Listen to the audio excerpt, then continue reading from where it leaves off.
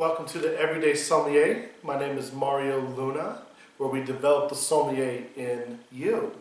So we are having another series of Guess What I'm Tasting today. This is called New Zealand Sauvignon Blanc, and I love New Zealand Sauvignon Blanc, man. That gets my mouth racing. The type of wine, it just hits you on the nose, hits you in the finish, like it's that wine right there. So I'm pumped to try it. So, New Zealand Sauvignon Blanc. Let's talk about Sauvignon Blanc in general. I mean, nothing is more drastic of a flavor profile change than what Sauvignon Blanc offers. So, for example, in France, like in Loire Valley, the Sancerres, they're a little bit more of a lemony, gunpowder, flinty, mineral-esque. In California, where there's oak-infused Fumé Blanc, I mean, it's a little bit more of a melon note, a little bit of an oaky, woodsy, still have that acidic grip to it.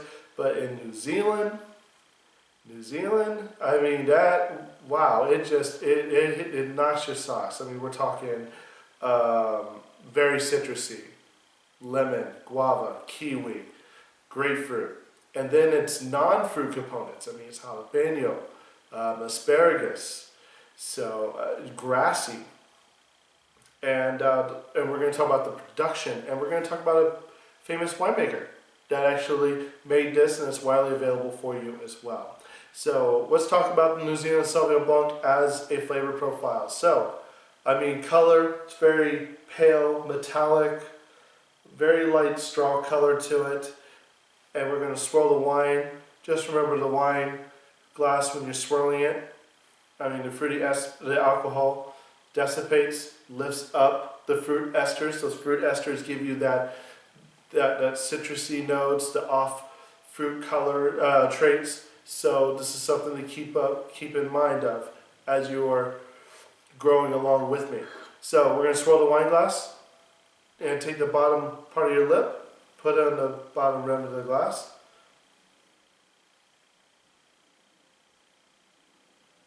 Take a good whiff. So on the nose, I mean, just an insane amount of like grapefruit, guava, like I get a little bit of orange peel, but definitely grapefruit, like on the nose for the fruit. So as for not, I mean, just a little bit of a grassiness tone, but really smoky from a jalapeno standpoint. But you can just tell it's just in your face, so you don't have to get too close to the wine. So like right here, where you can really smell what that wine offers. So let's taste it now.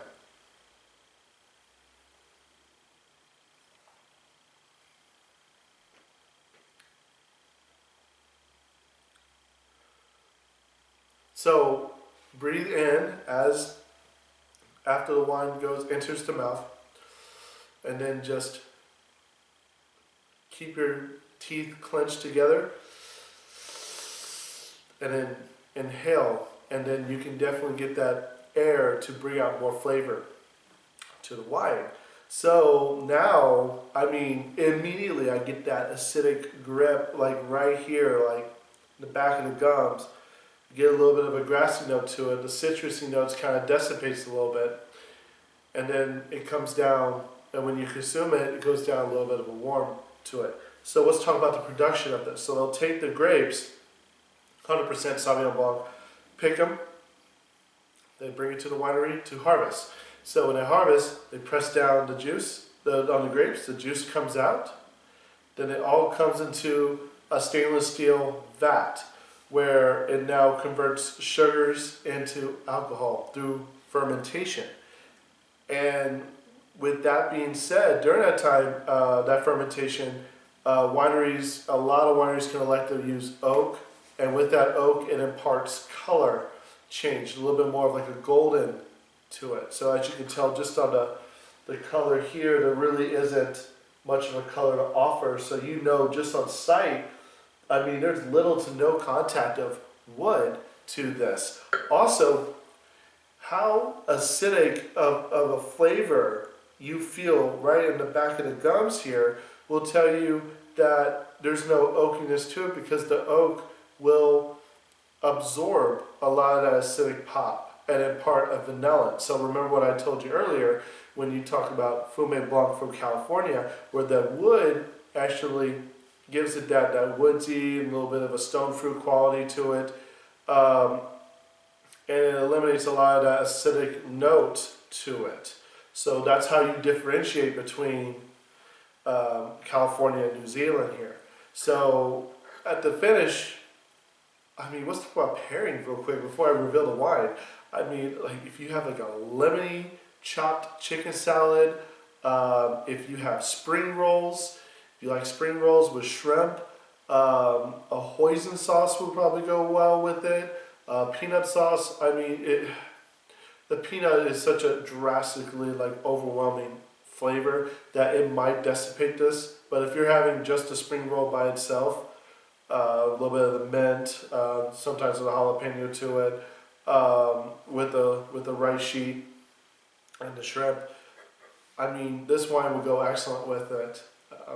Trout as well, crab as well. I mean, crab off the ocean. I mean, it just gets me thinking about Santa Barbara when I get like spider crab off the pier. It just gets my I get excited. Back to the video, but anyway, so that's the nice pairings for it. Again, this is a beautiful New Zealand Sauvignon Blanc, and I want to talk to you about the winemaker for Starborough. And Starborough is a winery in the South Island of New Zealand in an area called Marlborough. Marlborough produces some of the world's finest Sauvignon Blancs, and there's a winemaker there. His name is Dave Clouston.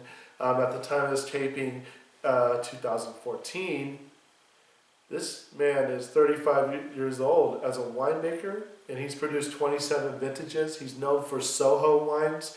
I've tried the Pinot Noir de Soho, the 2009. I love it, but I like this more. So if you're looking for a nice introductory wine to get to know of, I mean, please purchase this bottle. Shipping no more than $10 in the retail store or online, starborough.com. But in the meantime, I just want to thank you very much for watching this today to guess what I'm tasting as we develop the sommelier in you. Have a great day.